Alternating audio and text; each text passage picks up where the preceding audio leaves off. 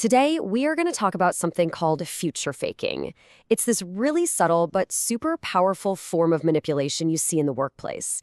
It's the art of dangling this perfect tomorrow just to get a whole lot more work out of you today. And honestly, it's a tactic that can leave you feeling overworked, underpaid, and just totally demoralized. I mean, really think about it for a second. Have you ever had a manager pull you aside, maybe lower their voice a bit and hint at this huge promotion? Or maybe a massive raise if you could just crush it on one more project or just get through one more really tough quarter? It's such a common story and, well, it's the classic setup for future faking. And yep, this is pretty much exactly how that story ends, isn't it? You pour everything you have into the work. We're talking long nights, weekends, the whole deal. All because you believe that reward is right there waiting for you. But then, when it's finally time to collect, suddenly the goalposts have moved. The promise just vanishes. It gets explained away with all this convenient corporate jargon. It is a frustratingly common and frankly classic scenario. So let's actually put a name to this tactic. This whole illusion, it's built on what we can call the phantom promise.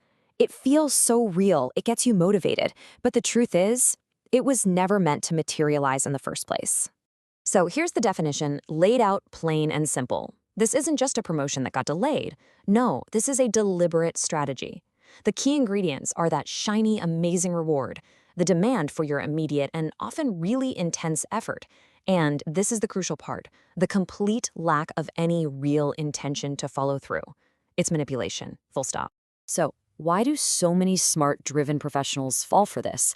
I mean, it's a great question, and the answer is it's not a failure of intelligence. It's actually a feature of our own psychology. This whole tactic is designed specifically to exploit the very way our brains are wired. And this breaks it down perfectly. There are 4 key traps. First, just hearing the promise gives your brain a little hit of dopamine. It makes you feel good, almost like you've already won. Second, the reciprocity trap kicks in. They offer you this huge favor, and you feel this deep psychological need to repay it with hard work. Third, the validation trap. This one hooks our basic human need to feel valued by people in charge. And finally, there's the illusion of success. It's this belief that if we just over-deliver, if we just work harder, we'll finally prove our worth. Okay, so we know what it is and we know why it works on us. Now we get to the most important part. How do you actually spot it before you invest months of your life into a promise that was never real? Well, it turns out there are some very clear red flags you can watch out for. These 4 signs right here, this is your early warning system. Ask yourself, is the timeline for that promotion super fuzzy and unclear? That's vagueness. Was the entire conversation just verbal, with 0 email follow-up? That's a lack of documentation. Are the targets you're supposed to hit constantly changing? That's a suspicious shift. And finally, was the promise made behind closed doors with absolutely no one else around? That's what we call fake privacy. And this dynamic is so important to understand. The promise itself is whispered to you one-on-one. There are no witnesses, there's no accountability. But the extra work they expect from you, oh, that's done right out in the open, where everyone can see your dedication. It's a classic move to make sure they get all the benefit while you have 0 proof of the deal. All right, now let's shift gears. Let's talk about taking your power back. Recognizing the game is the first step, absolutely, but knowing how to counter it, that's how you win. You do not have to be a victim of this tactic. I love this because it's the exact mindset you need to adopt. If they want to play games, fine. You need to get serious about collecting evidence. Every vague promise, every casual conversation, it all becomes a data point that you can use to protect yourself and, enforce some actual accountability. So here's your action plan. After every single conversation about your future, you send a follow-up email summarizing what was said. Something like, hey, just wanted to confirm our chat. The plan is for me to take on X project and will formalize my promotion to Y role by the end of Q4. See? This one simple act forces their vague words into a written record. It makes them accountable.